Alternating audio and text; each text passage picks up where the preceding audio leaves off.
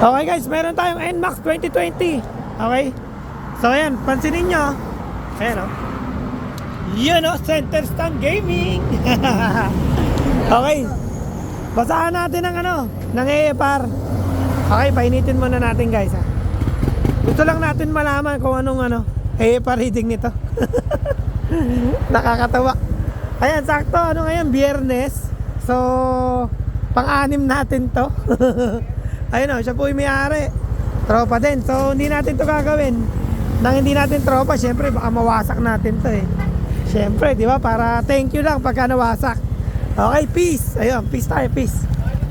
Okay, NMAX 2020. Ayan po, nakita nyo naman, mayroon tayong sticker o. RSS. Okay, so syempre, dating ginagawa natin, pinainit muna natin yung makina para makakuha tayo ng tamang AFR. Ayan. At least kalahati. Okay? Ito na. Okay, so meron na tayong ito. Naka JBT5 tayo. Tapos, ito yung sensor natin. Okay. So, syempre, importante meron tayong bang adapter para makabasa tayo ng AFR. Okay. So, kailangan painitin muna natin guys para para makakuha tayo ng tamang AFR. Ayos, akala mo tawag din ba? Akala mo RPM Sting. Mainit pa, malamig pa. Oh, malamig pa eh. So pause ko muna para para painit muna. Magpainit muna tayo ng makina. Ayun, 2 bar pa lang 2 bar. Okay guys, so meron na tayong 3 bar. Ayan po. Kung nakikita nyo ng malinaw, meron na tayong 3 bar. Okay, so bigyan natin ng konting gasolina. Ayan Ay, umaatras. Boy, umaatras yung motor. So paano magiging remap nito? Patras din. Napakahirap pala ng buhay nung Ayan, dapat pala ganyan lagyan nyo yung stopper. Saan ako? Sige. Basahan natin ang AFR. Kaya 15. Utang ina, umaatras ka. Umaatras nga boy, umaatras. Hawakan mo. Hindi po. Nakakat ka. Game. Umaatras. Umaatras Okay. 15. 15. May 16 boy. Lumalabas tayo sa Lumalabas tayo sa kalsada. Sa kalsada. Oh, so mayroon tayong patama 15. Okay, Tignan natin dun sa sa dyno. Sa dyno. Okay. Delikado kasi maatras, gumagalaw yung motor. Oo. Tapos Okay, isa pa daw. Si Baltog, laki ni Baltog. Ayan, so ganito po yung itsura namin dito.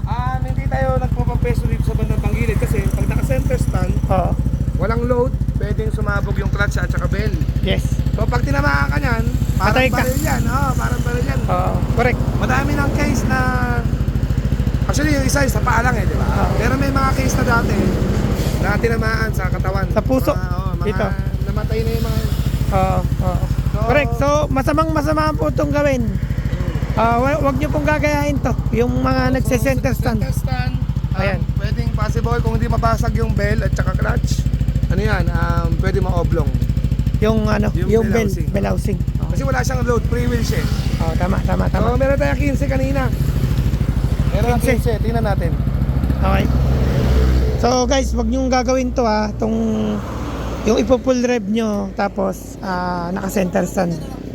Okay? Pwedeng sumabog yung panggilid, then makasakit. Okay? So pinakamatinding ang mangyayari diyan is may casualties. Okay? Sige. So next natin gagawin kakarga na natin sa bed. Then pa-reading tayo ulit. Okay, hindi tayo nakontento sa mga pinagagawa natin. Okay. So, naganap tayo ng mga tawag dito, yan. Para kasi hindi kami ma-satisfied Okay, so para mabasa natin dyan ang full throttle. Ayan, center stand. Ayan. All stock, saka pipe lang, 2.1 na GBT. Ang gilid. So, okay, ano yun natin? Center stand gaming. Okay, so lulusot ako doon para safe. Ano mo na, half throttle ba o full Pre, throttle? half throttle, full throttle na tayo. Isang mabilis lang. Kaldabugan na lang. Sige.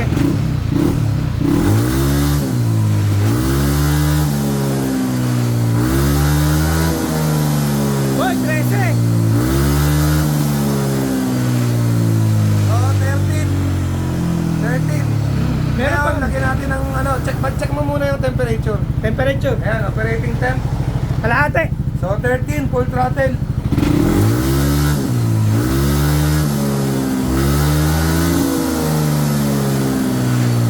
Isa nating problema. So, ayan, napansin nyo. Vibration. Center stand, tapos ilang seconds pa lang sa throttle is ano Full ka na? throttle na. Rev limit na. So, that means inabot mo na yung 9,900 na RPM. Correct. So, paano yung mga loaded? Yung mga kargado? Ah. Yung mga super karga na alam mo yun, yung mga maliliit injector tapos bilang ipo-full rep ng ano. Sabihin mo na ang EPR ron. Kung halimbawa, nag-EPR siya ng 16, automatic sabog na agad. Ah. Di ba? So, yun ang Correct. inaano natin. Bakit kailangan ng center stand? Di ba? Sa bed kasi, o sige, tanggalin muna natin. Tali muna natin. Okay. Game. Tanggal muna yung ano, yung mga pinagagawa natin. Ayan, oh. For the views, guys. So, importante kasi mapaliwanag natin na maayos yung... Center stand. Okay. Ayun. Tapos, tie down. Pagkapangit. Para makuha niya yung ano, pantay. Ayun. Center riding position. Oo. Center riding position. Makukuha niya pagka umikot yung gulong. Okay. So, importante lang guys, makita natin yung differences nung mga ano, nung naka-center stand at saka naka-bed. Okay. Ayan o. Sige. Konti pa, papi. Malayo pa. Kailangan pantay, syempre. Yun. Konti pa. Sige pa. Okay na? Okay, goods. So, game. Okay, so again, pa-reading ulit tayo. Walang cut. Walang cut to, guys. Oh, hindi ko kinat para ano, dito na ako, pa-safe na ako din eh. Okay. Diba? So, yan. Ano, full throttle to? Oh, punta na yan.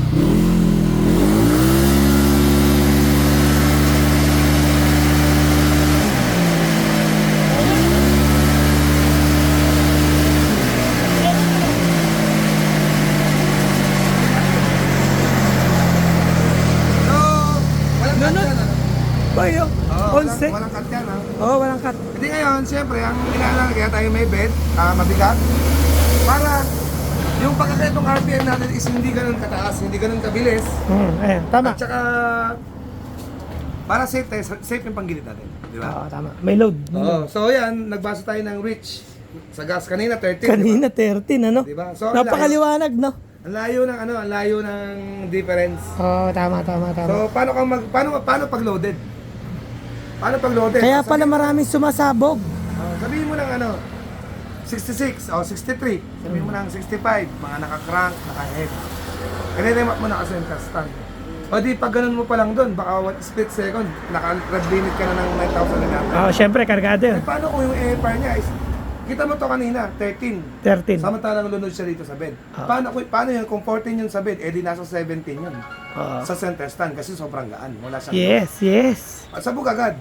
O hindi man sumabog yan, baka pag uwi ng customer, sumabog na agad. Oo. Diba?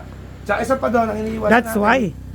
Yung sa CVT, baka sumabog yung CVT, baka pumutok. Delikado. Delikado. Lalo na sa kargado, no? Oo, delikado. Sobrang delikado kasi. Oo, din. Correct. So yun, nabasahan natin.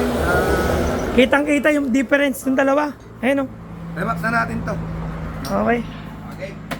Okay, let's go. Let's move. Meron akong bote. Okay, ilang horsepower to? 500. 500. Lakas oh. Patay. GTX yan ah. Okay, so ito nga. Napaliwanag na ni Joe especially yung pa-reading ng center stand at saka naka-bed. Okay. So maliwanag na maliwanag. kanina nung nagbasa tayo ng naka-center stand, Lin, di ba? May 13. Ngayon, baligtad. Reach na. May 11 tayo nakita. So, yun lang. So, napaka simple.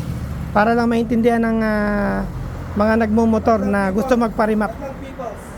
Okay? Remap na. Okay, done remapping. NMAX 2020. O syempre, importante, pa-reading, di ba? Okay, game. O, nakatayo tayo ha. Walang center stand.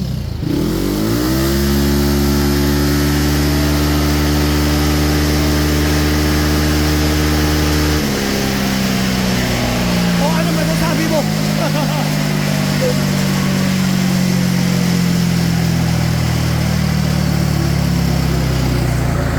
Boy, so ano masasabi natin sa Saan? sa naging remap na to? Actually, talaga, ang problema ng 2020, mahirap nila map. Mahirap yung remap, ano? Napakahirap, oh. Basta 2020. Oo. So, kung... Version 1, Aerox, no?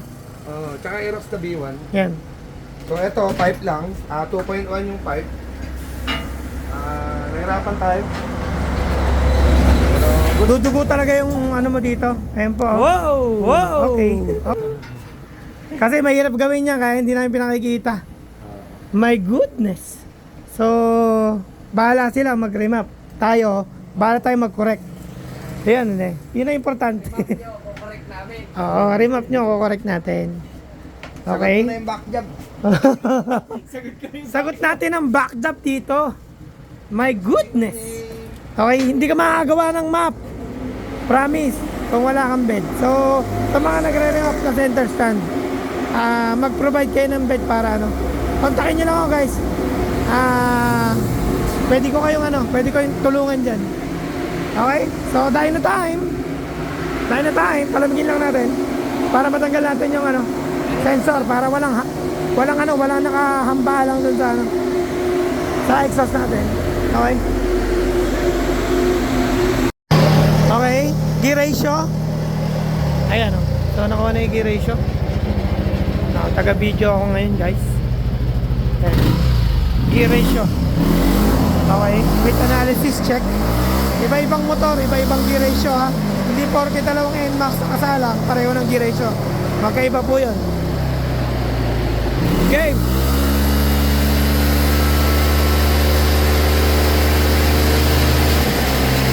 So, setup nito is JBT. Version ano ba to? Version ano yan? 2.1. 2.1. Itong JBT. Okay, tapos pangilid dito RS8. Okay, so ilang horsepower kaya makuha natin dito. Wow! Tama ba? Tanggalin mo yung iPad. Ayun o. Mukhang ka na ah. Wow, 18.7. Matindi. Matindi, motor mo papi. Pipe at saka CBT lang yan. RS8. Okay. 18.7 guys. Ayan o. Malinaw na malinaw. Hinebra ang hari. Hindi po red doors ha. Timing ulit, timing. Kailangan makakuha tayo ng consistent. Go! Nalate ka ng auto si Baldog.